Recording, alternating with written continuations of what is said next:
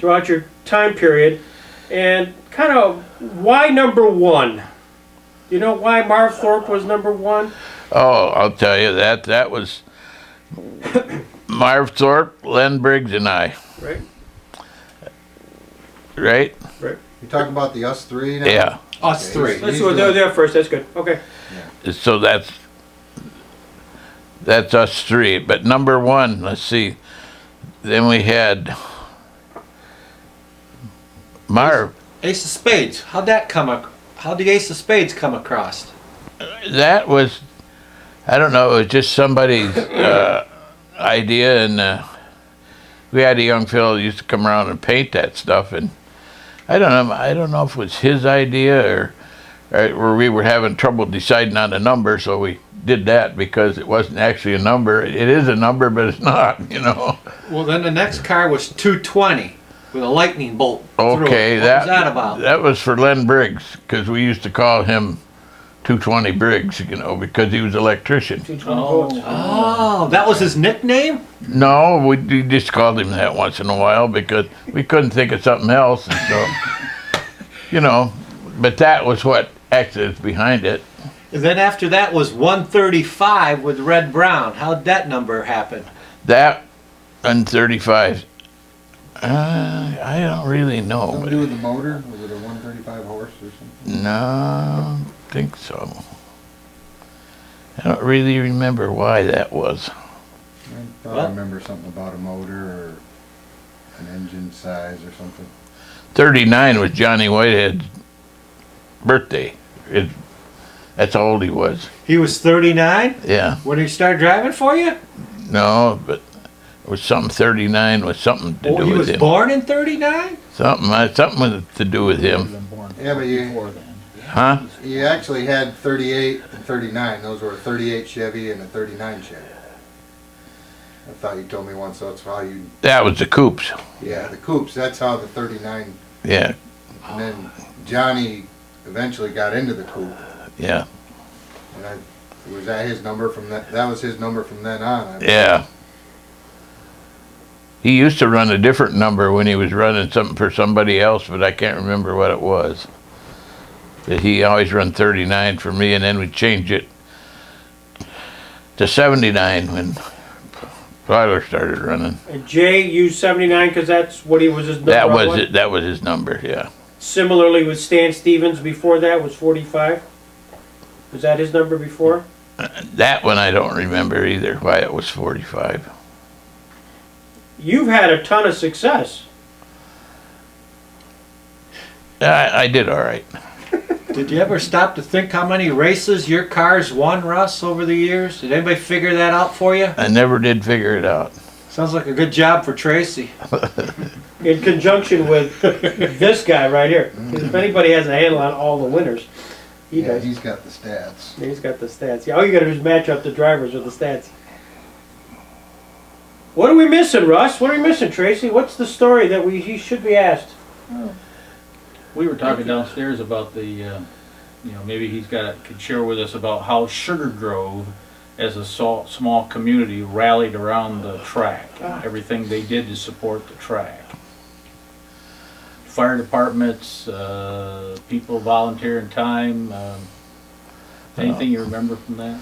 Well, the fire department used to do concessions for them and to help out, because they were always looking for volunteer firemen. And Marv, he was a fireman. I think he might have got them riled up on that a little bit when he was first at the track, And that I can remember. My son-in-law said he used to.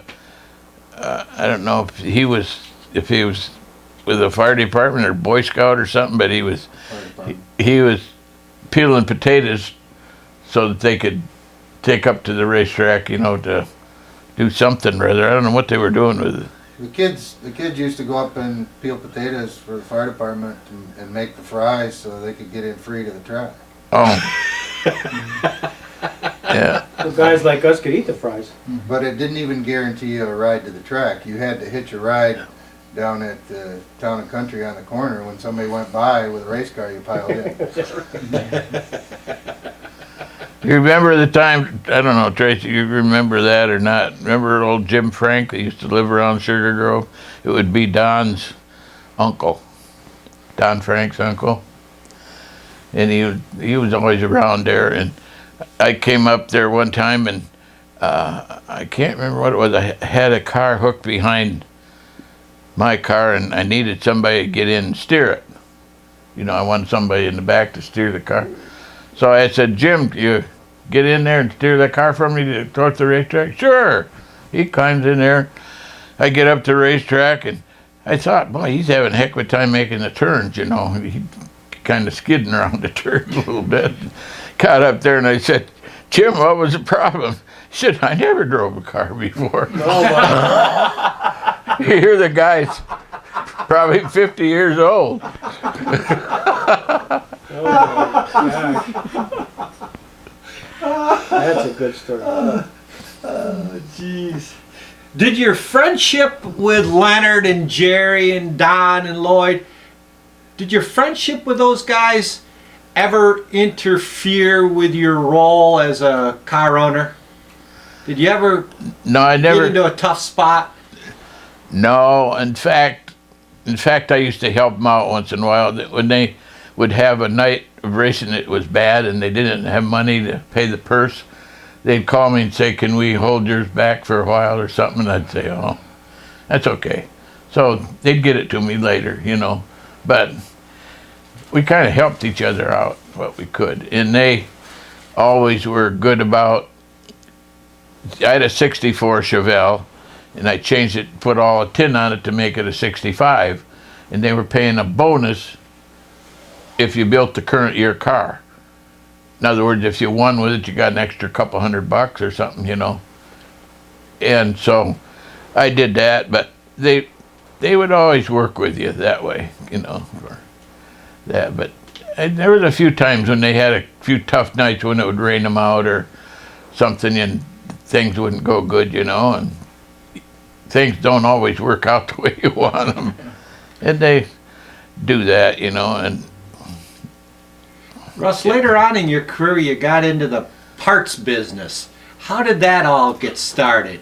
I was just telling him that while you were I'm downstairs. sorry. No, that's all right. We were just talking about that. Has while it you were been on the downstairs. camera yet? No, no, Okay. no. What happened was we were running up this, the track there, and then like big outfits like Berglund Chevrolet got in it, and they started buying fancy stuff like chrome shocks and quick change rear ends and fancy wheels and stuff like this. See, well, what that did, that kind of put a bind on all the poor guys that were running around there, you know, that were scraping things together. And so it was all right for a while. Like I went down south, took my truck and went down south, got a quick change rear end and a quick change steering box, you know, that would, you couldn't run power steering, so you changed the gear in it to make it steer quicker. And so I got things like that, and I thought to myself that this is not going to stop here, you know. And then the next year somebody else comes up with it, and then they come out with these aluminum heads with the fancy valves and stuff in it. Well, I didn't mind that. I got a pair of heads and started monkeying with that too, but then it got to where then they come out with aluminum radiators, and you know, it just was never going to quit. Then it come out with all this fancy stuff, you know, and then you had to have a fire suit, you had to have, you know, the fancy helmet, the driving gloves, and the driving boots and all this kind of stuff. And I thought, I told my wife, I said, you know, I'm in the wrong end of this deal. So I said, things are going to have to change. So I went and put up a building. That's what I did first. I went to the credit union, got some money, and I built a nice pole barn and built myself a little warehouse stuff. And I started calling these companies to see if I could get hooked up with them, you know, and I finally got hooked up with them. And then when they retired me out of the gas company, the next month after they retired me, was the last payment on my building. So it just ended up just about right. And so then I started investing in inventory. I see. And I got into it that way. And then I bought an old truck that from what is these companies that have the moving vans and rent them out? U-Haul. U-Haul. Yeah. Yeah, I got one of them vehicles and put a trailer hitch on it and got myself a trailer and put tires on it. And I started doing things like that. Finally built that up, and that was pretty good business. I was just telling the guy here the other day, I was in there and I got a big kick out of the people that would come in to buy things because they wouldn't have any shoes on their kids, but they wanted to buy stuff for the race car. And it kind of made you feel bad, but I said to one guy, I said, "You sure you want to do it?" He said, "You don't take the money, I'll go somewhere else." You know, and that's the way it goes. But I was telling the story the other day where this this young girl come in, nice looking young lady, she come in and she wanted to buy a fire suit for her boyfriend, which happened a lot. People come in there to buy presents and stuff, you know. And she looked at them all over and she said what size she was looking at and everything. And she said to me, "This may sound funny, but," she said, "do you care if I try them on?" I said, "Why?" She said, "Well, if it fits me, it'll fit him." She said, "We're exactly the same size." And she says, "I wear his clothes all the time." So she said, "If I can wear it, it'll fit him perfect." She wanted, it was a Christmas present or something, I don't remember. But anyway, I mean, odd things like that you just don't forget, you know. Oh, jeez. Russ Thompson, this has been terrific. We can't thank you enough. This has been really a highlight. You've told us more things that we needed to know and filled in a lot of blanks. And I probably told you things I shouldn't. well, you get a sense it's on September 26th. September 26th. Mark it on your calendar. Mark it on your calendar. That'll be the world premiere of the State Line Speedway history, and you're going to be part of that. And if you wonder what kind of product it might look like, I see that DVD over there. That's what we did for Rollerball. Randy's got it right there. Just to give you a sense. We are looking, and we continue to look for the movies. Any movies that you may have ever seen or heard about on State Line for the first few years. We're still in search of that. So if you know of anybody, or as you're talking about it, you know, let us know. That's sort of a missing link here. There was not too much of that stuff going on back there. Why do you think so? Why do you think there weren't movies, Russ? Well, I don't think people could afford to buy the camcorders and stuff like that carried around there. And at that time, they were so big and clumsy, the camcorders and stuff. Did you ever remember how big the first ones were that came out? And I just don't know of anybody that had them. Well, we found, you know, we got some on Rollerball. Yeah. And we got some on, we've seen some from Skyline. So we know they're out there someplace. It's just a person who happens to have been in there. Well, that was your dad that did Skyline, wasn't it? Yeah. I mean, your guys were in that. I don't know. Yeah, we were in it. Yeah. And when the day is done, the other thing that'll happen, Randy Anderson has found more pictures of State Line Speedway and scanned them. He scans them, puts them into this database, and hopefully we'll have that part of the movie as well, so that everybody can at least see all the pictures that Gordon Mann took, among others. So it'll be part of the big documentary. Yeah, they were asking me about Rop. He used to take pictures. Right.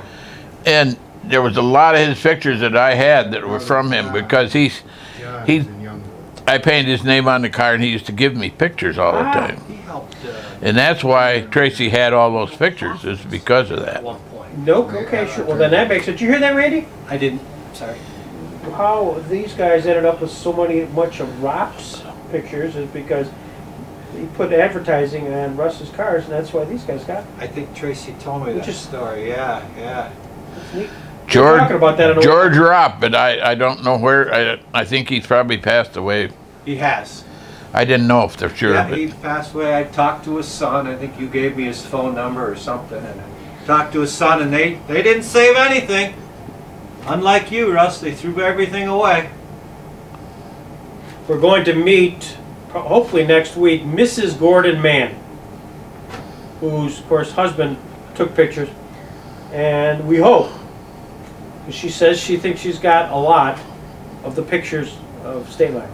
I know, he had a lot of pictures of my cars, I know that at one time, but I don't know if he gave them away or sold them or what, you know, but... Well, hopefully she's kept them all. And if so, then we get a chance to use them. But that's... How about Len Briggs' wife? Didn't she keep anything? I don't know. I've not talked to her. Randy, did you ever talk to... I never talked to her directly. I've talked to Kathy Briggs. Yeah. Kathy Davies. And then she went and talked to her mom, and then I talked to Kurt Thorpe, who had talked to Craig, and Craig had talked to his mom, and basically Russ, Barb isn't interested in participating in this film. Yeah. She said that it's too hard for her to talk about Leonard. She gets too upset. And she I can believe it. And she said, it's just too hard for me. So whether she has anything or not, I don't know. Well, I know at one time they had a bunch of stuff in that garage up there on the corner, but they had a fire in there, and they throwed a bunch of stuff out, and because they were looking for something, and they came down to my house looking for something that memorabilia, some kind they needed for something, and like that. But my wife saved a lot of stuff, so. And I believe Jerry lost some of his stuff in flood. He did. Jerry lost. Yeah, we've been to Jerry's house, and he has he's got a lot of stuff on Chubb, but he doesn't have anything on the racetrack anymore. I mean, it was all lost. He lost all that. He lost it all, yeah.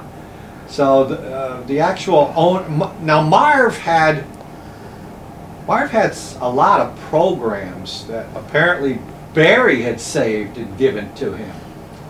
Because we said, Marv, where'd you get all these programs? He says, oh, my nephew. Well, let me just... So it's all the Thompsons that, saved it all. Well, interestingly enough, and I know we've told you the story, Tracy, but we have programs from 1956 through 1962, complete. All those white programs that, small, with the picture on the front.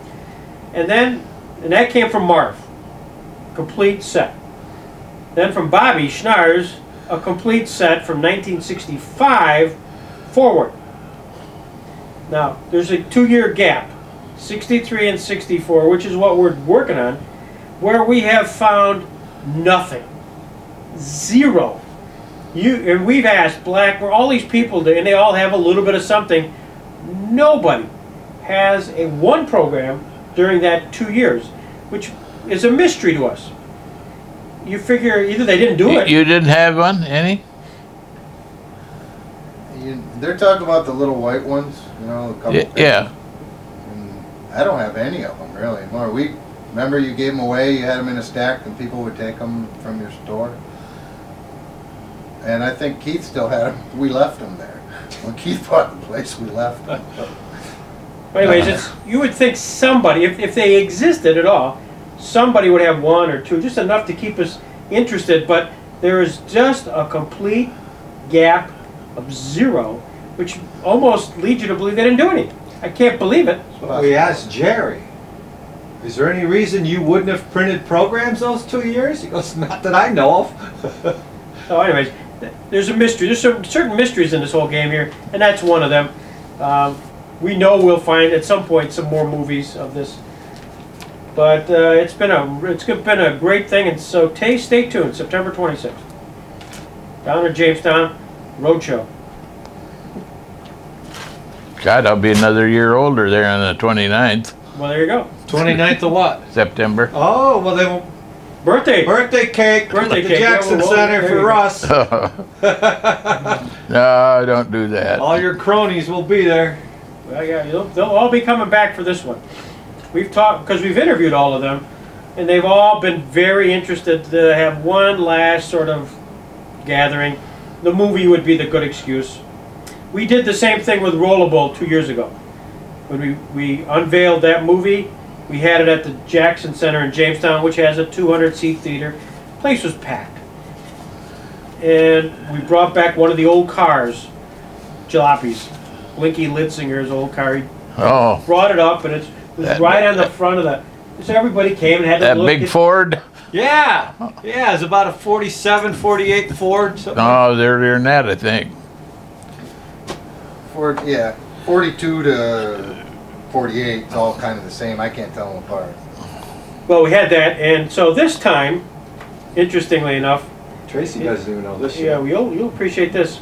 They just recently had a 80th birthday party for Sammy Lamacuso in Jamestown. So Tom Dill and Jim Scott and others came back, and they had this big event. We did some interviews with the guys that were at this event, and it was determined at that time, on tape, that Sammy Lamacuso's last car, 27L, he still has. No engine, no transmission, but he's got the show. So a bunch of guys have all agreed they're going to throw in all their talents. They got an engine, they've got the transmission, they're going to pull it all together, and the car is going to be driven from the garage through Jamestown and find its way up to where we're going to show this thing. It'll be a hoot. It will be just such a hoot. And What is it, a Charger? Yeah, About a 72. 2, 3, or 4, somewhere in there. You know, those Yeah, big Chargers. The big ones. so Sammy said, why not? A bunch of guys said they've already found all the Yeah. necessary items. And Sammy can still fit into his fire suit, and we'll have a police escort. It'll be a hoot. So we told Sam we're going to have a police escort. He says it better be a fast car. Yeah, that's funny. Isn't that funny? Randy, is your dad still with us? Yeah. I haven't seen him so long, I didn't know. God, I wish you guys lived closer together. He'd love to chat with you. Where's he at? Up in Lakewood? How old is he? Give me a minute, Russ. 83?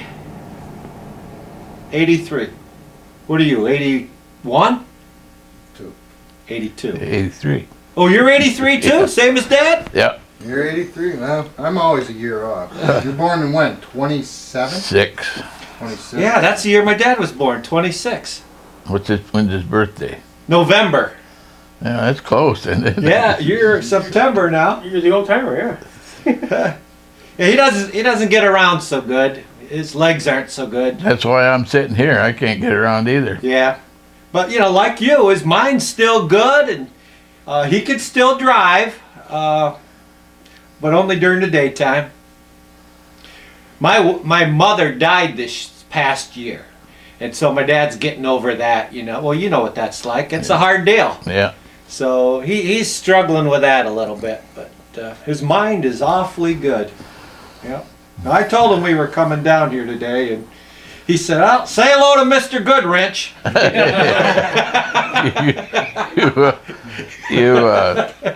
My wife is in the house here. She's sleeping. She just had a new knee put in, I heard. and she's We'll probably make not it getting too her. much No, it noise. don't matter. Okay. She probably won't hear you. Okay.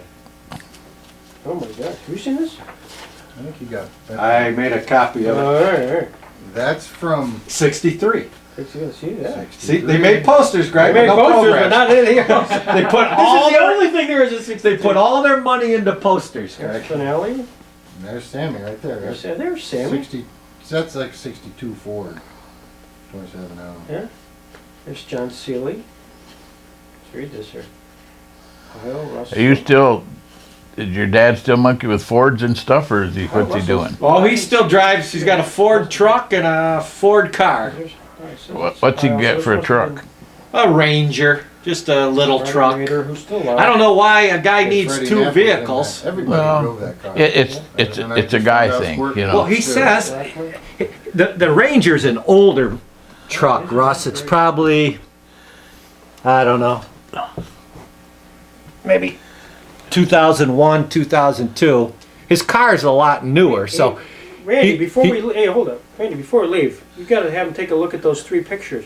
okay, I will. You just- So anyway.